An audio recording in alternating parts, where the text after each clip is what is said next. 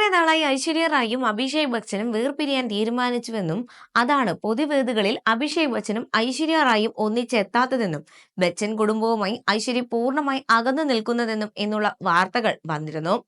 ആനന്ദ് അംബാനിയുടെ കല്യാണത്തിന് ഐശ്വര്യ മകൾക്കൊപ്പവും അഭിഷേക് അച്ഛനും അമ്മയ്ക്കും സഹോദരങ്ങൾക്കുമൊപ്പവുമാണ് വന്നത്. എന്ത് ചടങ്ങിനും അവാർഡ് ഷോയ്ക്കും ഐശ്വര്യയ്ക്കൊപ്പം മകൾ ആരാധ്യ മാത്രമാണ് വരാറുള്ളത്. ആരാധ്യയുടെ സ്കൂളിലെ പരിപാടികൾക്കും അഭിഷേക് ബച്ചൻ ഉണ്ടാകാറില്ല. മകൾക്ക് നിറഞ്ഞ പിന്തുണ നൽകി അവിടെയും ഐശ്വര്യ റായ് തനിച്ചെത്തുമായിരുന്നു. ഇതോടൊപ്പം നടി നിമ്രത് കൗറുമായുള്ള അഭിഷേക് ബച്ചന്റെ ചില ഇന്റർവ്യൂ വീഡിയോകളും വൈറലായി. നിമ്രതയുമായി അഭിഷേക് പ്രണയത്തിലാണ്, അതുകൊണ്ടാണ് ഐശ്വര്യയെ ഒഴിവാക്കാൻ ശ്രമിക്കുന്നത് എന്നൊക്കെയായിരുന്നു അന്ന് വന്ന വാർത്തകൾ. എന്തിനേറെ നിമ്രത് ഗർഭിണിയാണെന്ന് പോലും അന്ന് വാർത്തകൾ പരന്നിരുന്നു.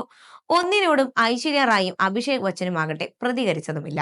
എന്നാൽ എല്ലാത്തരം ഗോസിപ്പുകൾക്കുമുള്ള മറുപടിയാണ് ഇപ്പോൾ സോഷ്യൽ മീഡിയയിൽ പ്രചരിക്കുന്ന വീഡിയോകളും ഫോട്ടോകളും. ആരാധ്യയുടെ സ്കൂൾ ആനുവൽ ഡേ സെലിബ്രേഷന് ഐശ്വര്യ റായ്ക്കൊപ്പം അഭിഷേക് ബച്ചൻ മാത്രമല്ല, മുത്തച്ഛൻ അമിതാഭ് ബച്ചനും ഉണ്ടായിരുന്നു.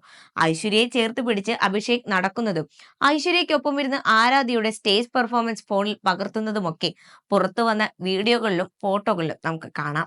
ഇതോടുകൂടി ഏറെ നാളായി പരക്കുന്ന വാർത്തകൾക്കും അവസാനമായിരിക്കുകയാണ്.